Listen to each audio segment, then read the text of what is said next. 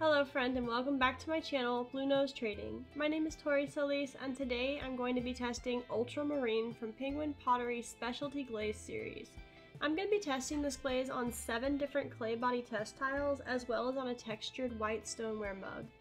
I'm so happy to let y'all know that Penguin Pottery reached out and sent me lots of their glazes to make test videos for the channel. Penguin Pottery is a small clay business located in Vermont. They include a lifetime warranty with their glazes, which is super awesome of them. Penguin Pottery's commitment to working sustainably is one of my favorite parts of our collaboration. Sustainability is also important to me as I run my own business. Thank you again, Penguin Pottery. I'm very excited to make these glaze test videos for everyone. Before I open this glaze, I'm going to make sure it's very well mixed first. I use my thumbs to hold the lid securely shut and give the entire jar a vigorous shake.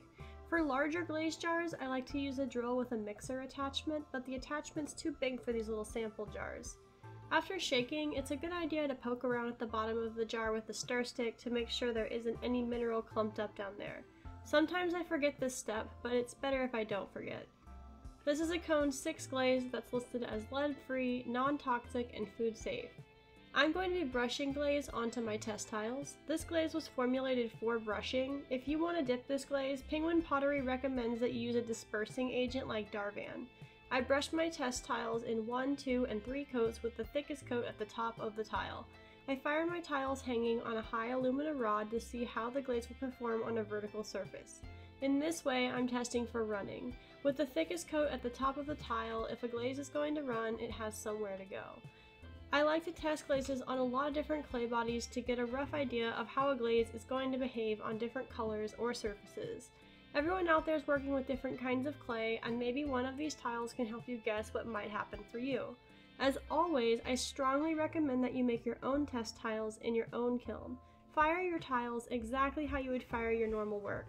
There's a lot of factors that go into how a glaze is going to turn out. The best way to see how a glaze is going to work in your kiln on your clay with your application is to do your own testing. Looking at the textured white stoneware mug, it seems that I ended up with a thicker application on one side as compared to the other. A bit of human error on my part, I'm sure. It looks best on the side where the application was thinner. Where the glaze was applied thin enough to break over the texture, it creates an amazing orange contrast in a gray-blue glaze. The surface is perfectly glossy over the entire mug. Even in the overly thick areas of application, the running was minimal and non-problematic for me. On the white stoneware test tile, you can see that this glaze is a gray-blue with a slight bit of flow at 3 coats. It has a nice breaking to brown on the edges at 1 coat. The surface is glossy perfection. There was an increase in fluidity on the Laguna B-Mix tile. You can see that 3 coats ran down to the bottom of the tile. The increased flow gives this a slightly different effect on this clay body. The color and fit look great on Laguna Frost porcelain. There's a little bit of flow, but it looks great and it shouldn't be a problem as long as you're being mindful of your application. The speckles in my spectacular clay are nearly completely covered by this glaze, which is impressive because in 90% of glazes the speckles have some sort of visual effect. In this case, the effect is lovely and it's pretty much the same as what happened on the white stoneware. The glaze looks consistently the same on Laguna Speckled Buff. The speckles are more or less completely covered. The breaking to brown looks especially good on this textured tile. The glaze looks amazing but different on red stoneware tile. The color is much more gray than blue and it breaks over textures to a much darker brown in thinner areas of application.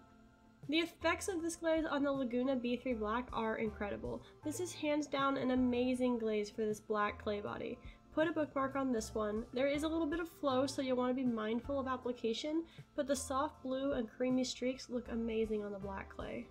All around this glaze often tends to fire some sort of interesting variation of gray-blue that breaks to a red-brown, and it kind of just depends on your clay body. It looks amazing and has a great fit and surface for every clay body that I've tested here today. The breaking on this glaze makes it especially interesting on textured surfaces. This glaze has varying effects from clay to clay, but all of them that I've seen have been lovely. I'm sure you'll find your own unique success with this glaze. Thank you so much for tuning in this week. I hope you enjoyed learning more about this glaze and can make use of this information in your own studio. If you'd like to help support my channel so I can get more glazes to test for you, consider becoming a supporter of my channel at patreon.com/bluenosetrading or subscribe here on YouTube. If you'd like to see all the ceramics I currently have available for sale, visit my website bluenosetrading.com. Thank you again, Penguin Pottery Supplies, for sending me the glazes to make these test videos for everyone. And thank you for being here until the end of the video. Remember that you have great ideas that are worth exploring, drink lots of water, and I will see y'all next time.